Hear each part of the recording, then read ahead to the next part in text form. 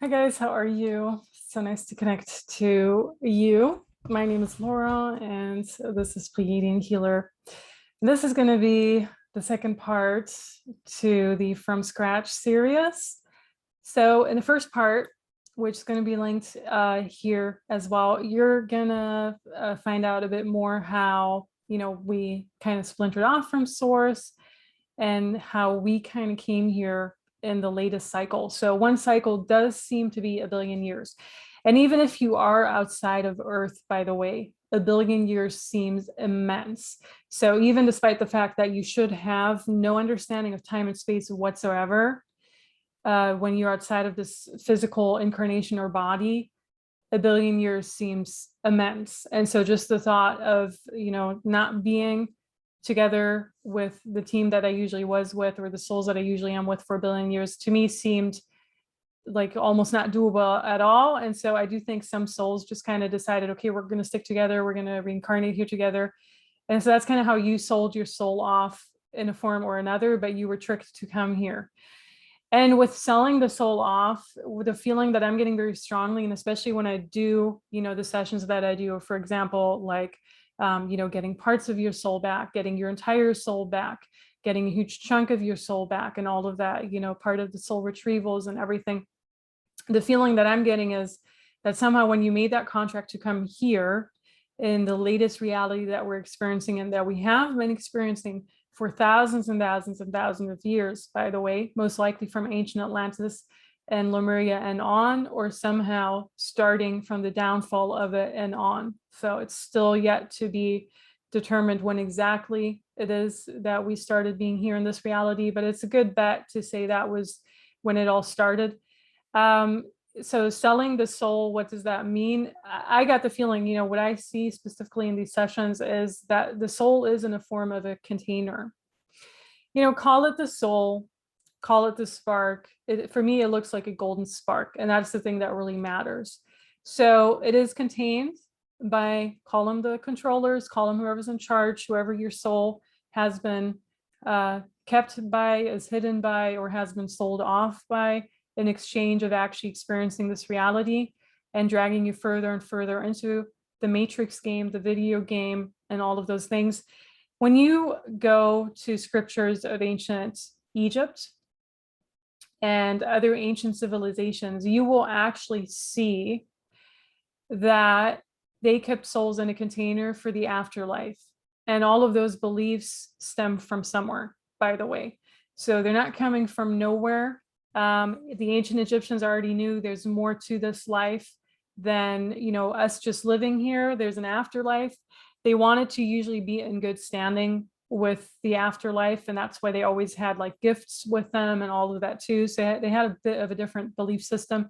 But there are many other cultures, like other cultures in what used to be Mesopotamia, other cultures in what are now Latin America and everything, that had like all of these different beliefs about the afterlife. And I think that's very important to note, that those beliefs have also kind of just disappeared out of from our culture, for example, and specifically around the medieval ages and on. Because even in the medieval ages, a lot of these kings and queens, for them, it was really, really important to have a great coffin or a great resting place where their body could be, basically, for the afterlife. And all of those beliefs actually come still from ancient Egypt and beyond that. And so kind of what they're trying to do now, especially with the 1800s and beyond that, so up until the times now, they're really dragging out, a lot of old skeletons from the graves and just burying them somewhere else. A lot of our DNA is in those bones still, and everything. So there's a lot of soul remembrance that they're trying to erase, also by cremation and by all of these means. So it just goes a bit deeper than everything. But just to give you an overview, that there always has been the talk about a soul container. And so our soul, our spark, whatever, there are so many layers to this, but a huge, massive one is for us to actually get it free and out of the container that it's usually kept in. What does that container usually look like? So there are different ways that it can look, and the different ways that I've come across, with my own spark and also other people's spark that have asked me to, do a session with them or on them or kind of help them out. Is a lot of times it's actually kept in what seems to me is either the ice age or an icy area, or Antarctica. So for me personally, my spark was actually kept in Antarctica.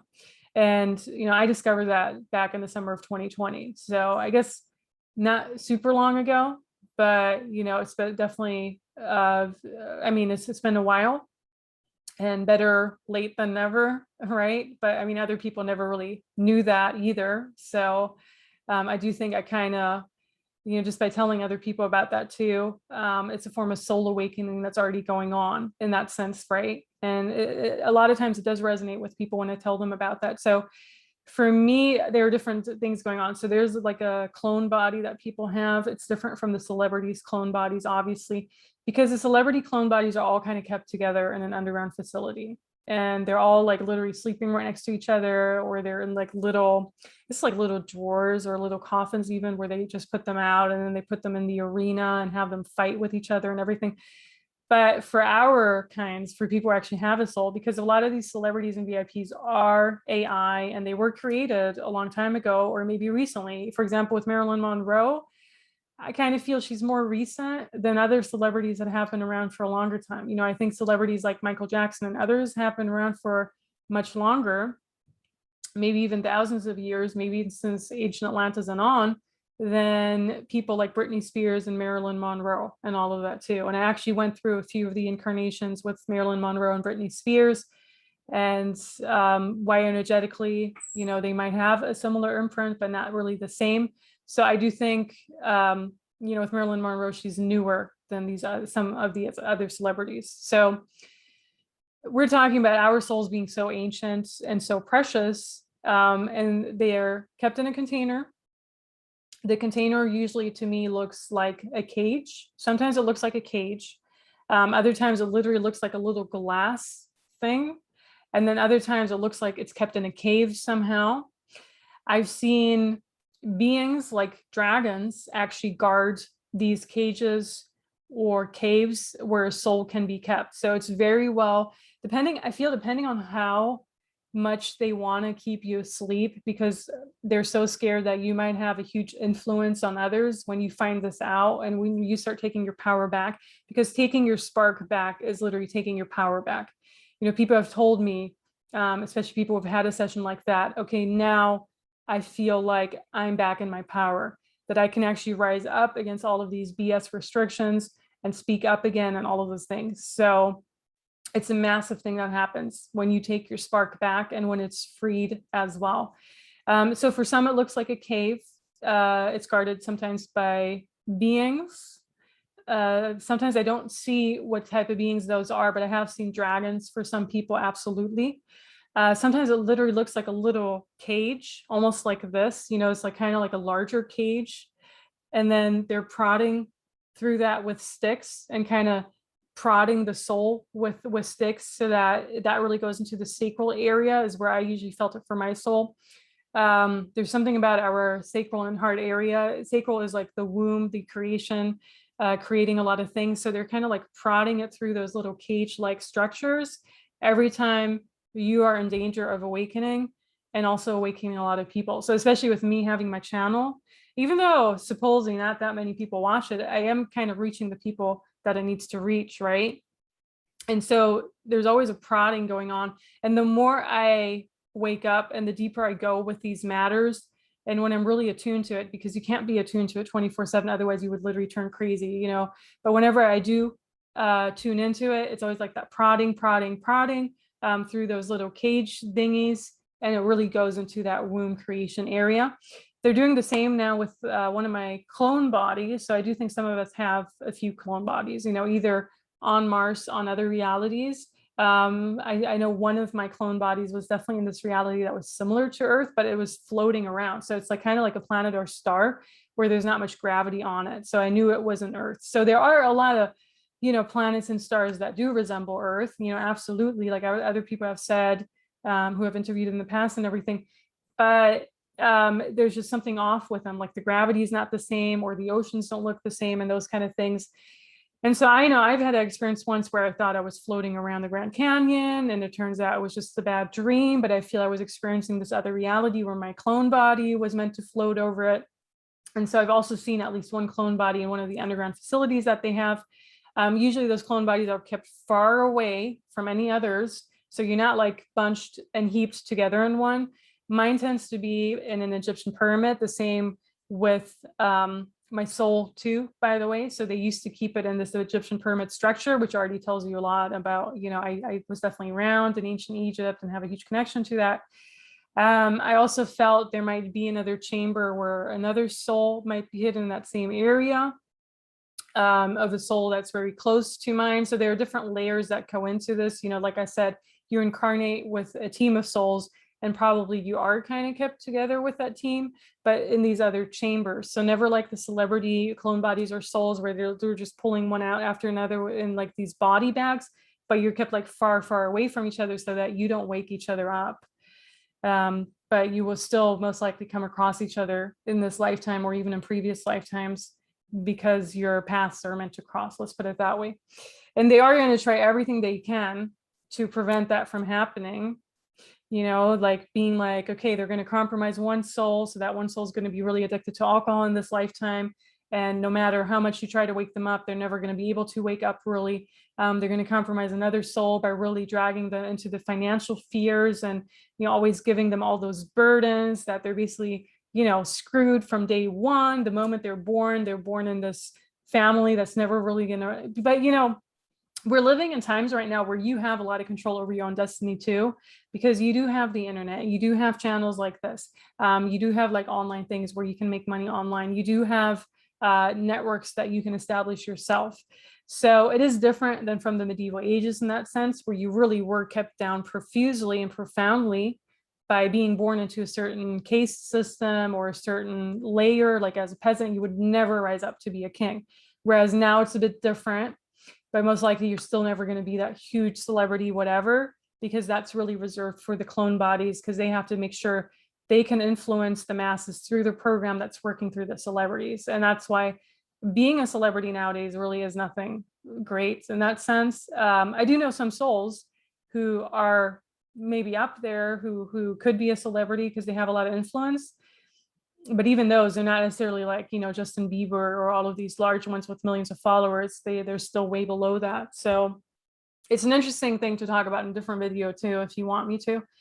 And so basically your soul can be kept either in this icy cave-like thing guarded by these dragon beings or, you know, other dream beings. And I know it sounds out there for people who've never experienced, you know, how ancient Avalon feels, how the fairyland feels, how all the elemental feels.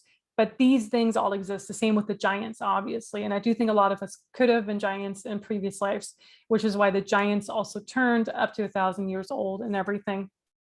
And the entire giant history was erased during the entire mud flood era, which was up until the 1800s, and everything was erased during that time. The same with messing with our calendar system, messing with our perception of time and everything too.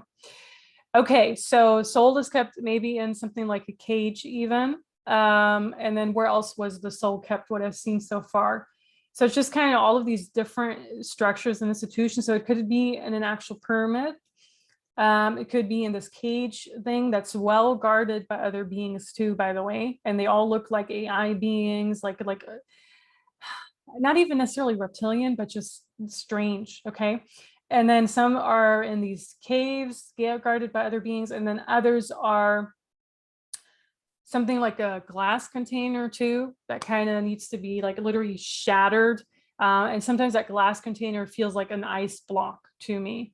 So it gets a bit, it kind of like all merges into one when it gets to those sessions as well, because like, am I really working with glass or is that like ice? And I'm trying to break through the ice and get to the energy body and the soul too. And so why would that be? Because they don't want you getting your soul, but you have free will. So you are able to get your soul, especially if you know someone who can get your soul, or if you are attuned to that yourself, if you're kind of woken up to the fact that your soul might be hidden somewhere because you sold it off in these previous lifetimes, right?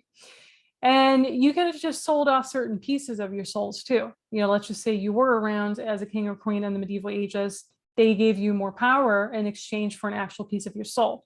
And though sometimes I do these sessions where people only have like 10% of their soul in their body, or 20% of soul in their body, or 5% of soul in their body. And I'm like, we have to retrieve a huge chunk back into your energy body, because you need to get that all back. And those are pieces that they could have sold off in previous lifetimes, when they were in their ego, when material things were more important to them, when they just forgot themselves in the game over and over again. So a big one, so the cycle is 1 billion years altogether, but there are so many layers to it, so many different realities that we have already experienced, from ancient Atlantis, ancient Egypt, ancient Babylon, and all ancient Avalon, the medieval ages, all of that, Antarctica is a huge one. What they say is Antarctica is not Antarctica. There are people out there like Mape Russell, who was around in the 80s and 70s, like right after World War II and on, who was saying Antarctica has that ice wall on it, that ice layer, and beyond it is a whole nother world that looks like desert structures, that looks like flowing water. So it looks like a normal Earth, another layer of Earth. What I've gotten is that ancient Egypt is actually below Antarctica, which is why when I'm talking about my soul and possibly a clone body being an ancient pyramid, that's always going to be an ancient, and related to ancient Egypt, and it's going to be in Antarctica. And when I was in Australia, for example, for the few months that I was there, I felt extremely ungrounded. And I think one of the reasons was, first of all, yes, it had to do with a lot of New Age deceptions that were coming through too. But a major reason was because Australia is really close to Antarctica, geographically at least. And they got really nervous that I would maybe establish a stronger connection to my soul. So they had to really mess with me while I was there. And my time in Australia was pretty painful, especially at the end. And I think a large percentage has to do with that, with them wanting me to leave that place so that I don't discover that I have a strong soul connection to Antarctica and there's something else going on. But literally a year later, I discovered that anyhow. So it didn't really do them much good. AI has taken over Earth for sure since ancient Atlantis, ancient Lemuria on. I think it's definitely an experiment that went wrong. Now, what I've also gotten is that it could have taken over Source, or at least a huge part of Source. And so, keep in mind, this is Source, the infinite, bright, golden. It feels like a very golden energy to me, but it kind of looks, I don't want to say it looks like a sun, but that's the closest that I can kind of describe it. It just feels more golden and warm than that too.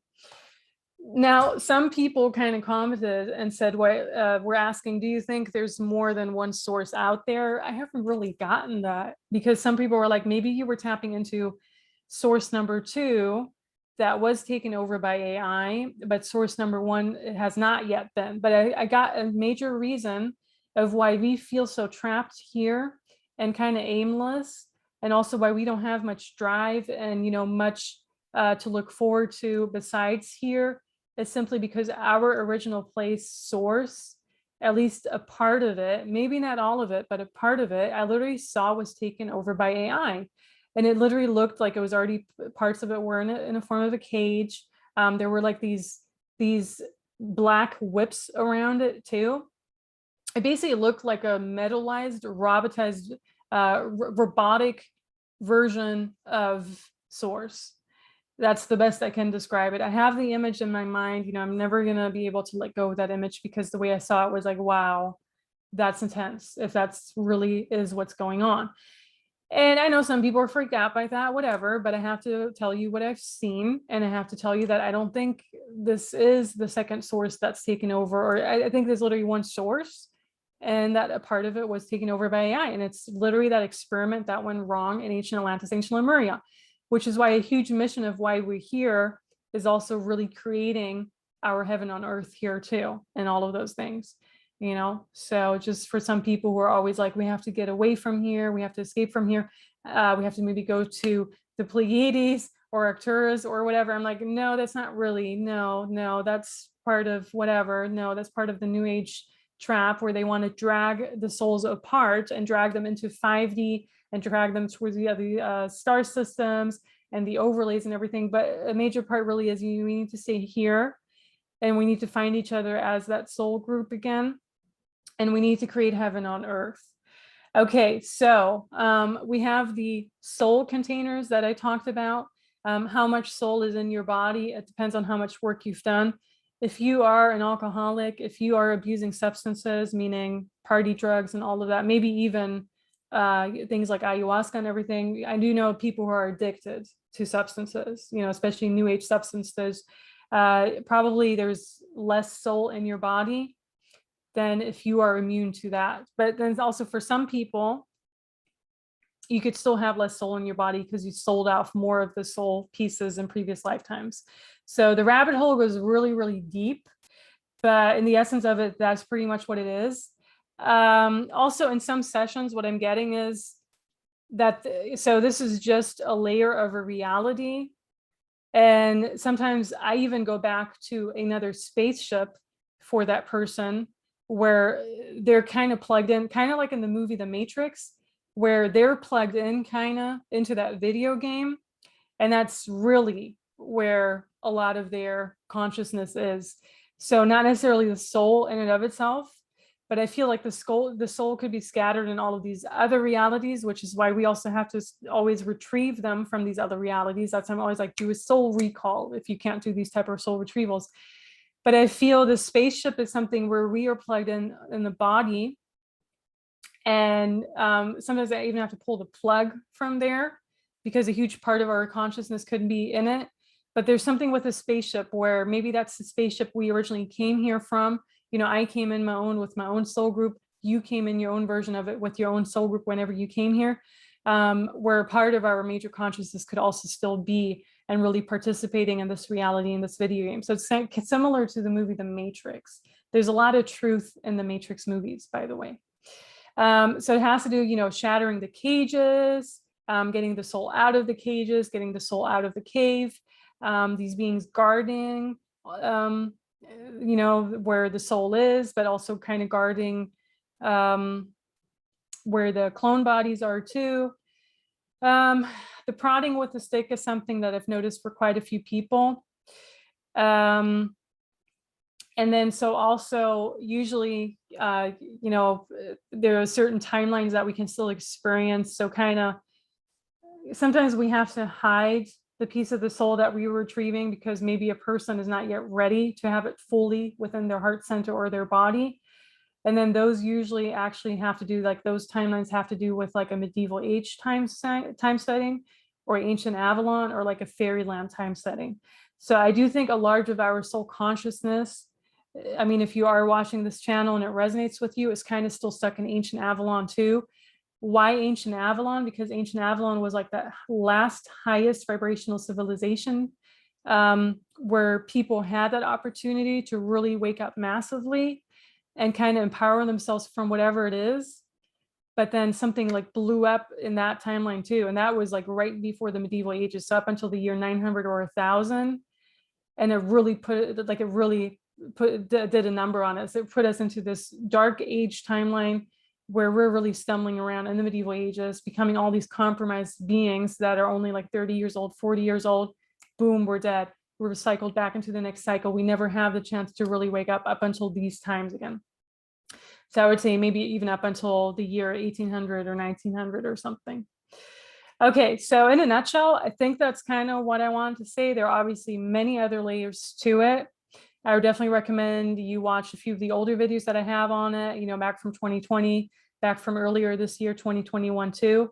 You know, how did it all start? I do think it all started off with Source, absolutely. Us kind of splintering off. Why we splintered off, I don't know. Whether or not that's really the story that Source wanted to experience different consciousness of itself, or if maybe AI was already around then, which where did AI come from then? So the rabbit hole goes so deep, you guys.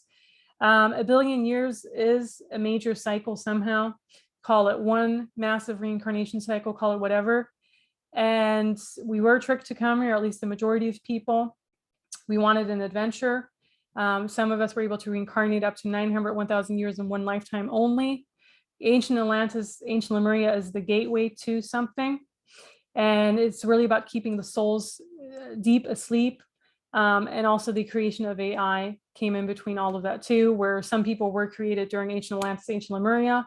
Some people were created before that. Some people were, I mean, not us necessarily, but some people here on this earth were created in the medieval ages. Some were created just a few hundred years ago. So some souls are literally just reincarnated here recently, like really recently, like maybe only had 1 or 2 reincarnation cycles here. And I call those like the aliens that have no conscience, the ones that just kind of, you know, bang, bang, bang, their family members off. You hear about it in the news. That wouldn't really happen with souls. That would really happen with aliens who were just kind of here to see a lot of distraction and separation too. And so the entire separation agenda that we're experiencing now with various different topics, you know, call it politics, call it injections, whatever, a lot of that is fueled, like very strongly fueled by these alien visitors. And I have a video on that as well. All right, guys, I hope it resonates. Let me know if it did. If you think there's something else you want me to discuss, definitely let me know. Open to everything, obviously. Thank you so much for your time and everything you do. I hope it clarified it a little bit. There is a video out there on, you know, what my shamanic healings do specifically, or why a shamanic healing is so powerful. And I think you should definitely watch that too. And hope it helps. Have a wonderful one. Enjoy.